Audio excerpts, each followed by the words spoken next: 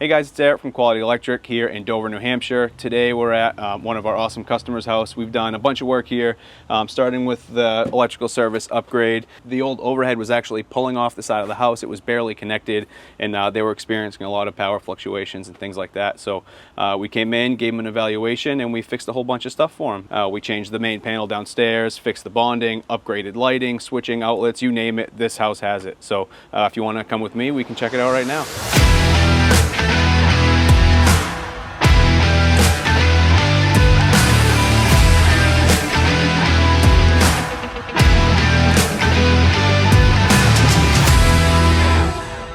All right, so we're still out here at the main electrical service. This is where the power comes into your building. It's where everything comes first. So we're just gonna go over this right now and then we'll talk about everything else. Like I said earlier, the original call, the old service was pulling off the side of the house. The neutral was barely connected. They were having flickering lights, things not working. The solution for her was a 200 amp upgrade. It's an overhead service, and because of the limitations we have with a structure nearby, we actually had to relocate it a little bit. And we had to go up through the roof with a rigid mast to get the height clearance that they need so that you can fit box trucks, delivery trucks, and stuff like that in the driveway. Every time we do an electrical service upgrade, we have to bring it up to current code. So new ground rods, grounding system, the inter system bond, the new electrical codes require a disconnect outside. So we have to make sure that everything is up to current codes.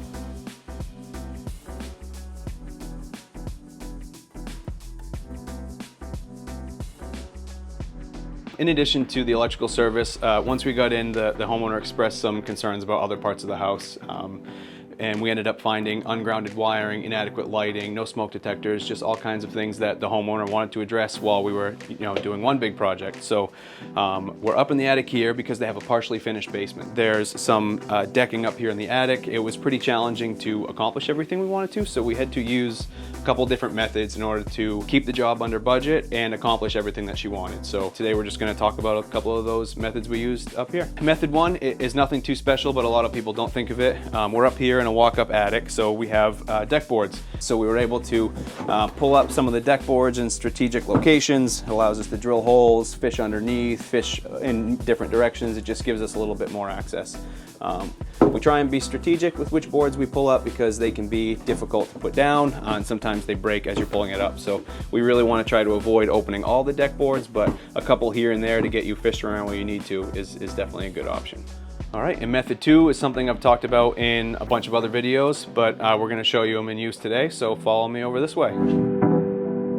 So over here, we've got a 3-gang box, and it has 3 wireless switches in it. Whilst wireless switching is not always the answer in every situation, here it was. We were able to utilize wireless switches in a couple different places to get the most out of the customer's budget. It was the only way we could ensure that we could get all the lighting she wanted with all the switch locations without opening up any drywall. We were actually able to accomplish all this without any drywall patching, no extra holes or anything like that. Another thing I've talked about a lot in my other videos, which is a big safety thing, is smoke detectors. Most towns will require you to install smoke detectors when you're doing a project of this size, but even if it's not required, every home should have them. They save lives every single day. We're in a walk-up attic up here, so we had to make sure we had a smoke carbon up here. You don't always have to have one in the attic, but in this case you do. So we're in one of the back spare bedrooms, which got a facelift and new lighting. So every room in the house got pretty much the same thing. We went through and confirmed the safety of all the wiring. If it was ungrounded, we rewired it and put it on the correct type of circuit breakers. We also added all new switches, outlets, plates, and just gave the whole room a facelift. We also installed a new ceiling fan with a light in it. It just didn't have enough light to distribute evenly across the whole room, so we added 4 4-inch cans around it to just give it nice even light. Every room also got a smoke detector as required by code. They're all connected to each other, so if anyone in the house goes off, they all go off, so everybody can wake up and get out safe. Now we're back out in the garage. In addition to all the safety things that we found and just the convenient stuff, they also wanted to future-proof a little bit. So right now EV chargers are becoming a lot more popular. They didn't have any power out in the garage to accommodate that, so they asked us to add a sub panel. So we gave them a 100 amp sub panel out here in the garage. There's not much out of it right now. We just have a general purpose circuit for them to plug stuff into and some lights, but they're ready to go whenever they get their EV. Hey guys, thanks for tagging along with me on the job site today at our customer's house here in Dover, New Hampshire.